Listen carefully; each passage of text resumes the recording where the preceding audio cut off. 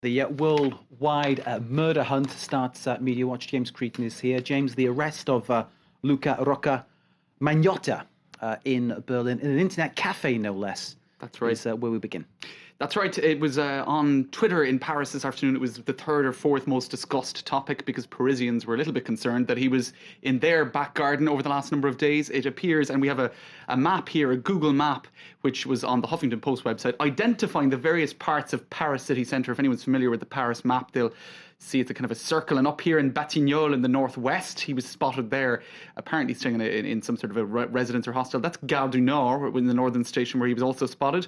And I'm zooming right out there. Here you have Bastille, quite central, in the east of Paris, where he was also spotted. And also over here in the Euroline station on his way out of Paris. On Slate.fr, they're also talking about how he didn't actually follow his own advice on how to disappear, because he'd written a blog back in 1999 about how to disappear without a trace in 5 steps. First step, don't go to a destination that is very well known. Paris is actually quite well known. And also he'd put up photos online of previous trips to Paris, identifying that it might be a destination he would think of going to again.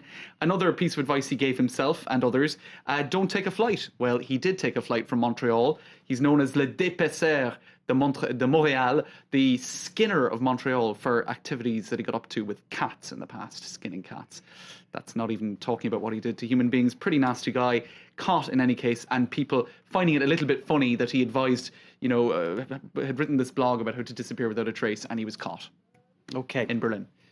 Still innocent, still allegations, but of course he is the only suspect in this murder and dismemberment of a poor victim whose body parts were sent to politicians in Canada. The case, as they say, continues. What's next, James? All right, well, François Hollande to something much more normal, as he likes to identify himself, le président normal, the normal guy, the normal Joe Soap, the regular bloke. Here's his photo, the official photo that will be hanging on the walls of town halls around France if you're getting married or whatever, any official ceremony. There's always a photo of the president, and this is the one of François Hollande. Now, people are pointing out that if you compare it to past photos, which I'm going to try to show you now, well, that's actually the making of. The making of. The making of. Here you see you had Chirac, a kind of, a little bit less relaxed than Hollande, I would say, although he was a more relaxed individual. It kind of looks like your uncle in his garden, doesn't he, Chirac? That's the great appeal of Chirac was that, wasn't it? Regardless of anything you say about him, that was the appeal of him, yeah? He was just a nice guy. But Sarkozy with the flags and the books. With the flags and the books and the library and the whole lot. He's saying, I'm serious, look at me. Much more formal. You had Mitterrand also in the library. Yeah. Now, what some analysts have pointed out is note that every second president, you've got the library, and the garden, because Hollande, if we remember, came Chirac. So there is always this attempt to break with the image of the guy who was just before you. Sure. Right? So also pointing out that it's done in an almost, what would you say, Polaroid style. I mean, it looks to me like Hollande goes to the same tailor as Sarkozy. The same sort of dress sense, isn't it, really? Same. That hasn't changed, I think. But certainly an attempt to make it look normal. So also making fun of it, saying if he wants to be so normal, is this what he wants to look like? Kind of on front of the barbecue. That's Sarkozy in the background there, running off. So you get this kind of stuff going on. And that is actually, maybe perhaps tastelessly, Mr. Magnotta in the background. You see, what you get with these détournements or mock-ups is people putting everything and anything and anybody into the frame. It's the great liberty of the internet. You can do whatever you want with Photoshop as well. It's great stuff, isn't it? Okay. That's it. Now, the cat, will we go to the cat? Let's go to the cat, James. I'm dreading this one. This was on Dutch TV in the last couple of days. Let's take a look at what one person decided to do with his former pet. He decided, instead of just burying the poor animal, that he'd turn him into a cat-copter.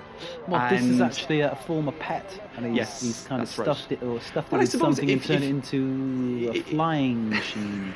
I suppose if you can stuff an animal, maybe why not turn it into a helicopter? And this is pretty sick, you can see him traumatizing these cows as well, which is a bit... well, it's sick to traumatize the cows, but to do that to the cat is a bit weird. I think it's just strange. It's very strange. And what I thought was most strange as well was the interview he gave earlier. Now, I don't understand Dutch, but you can get from the whole tone of it that he didn't really think there was anything that strange about it. He was just giving a very straight down the line interview. What does that say about Dutch people? I don't know, but I do want to show you very quickly what they've done here in the whole détournement. They've put the cat that is funny. Into the François Hollande that is picture. funny. So, okay, that is funny.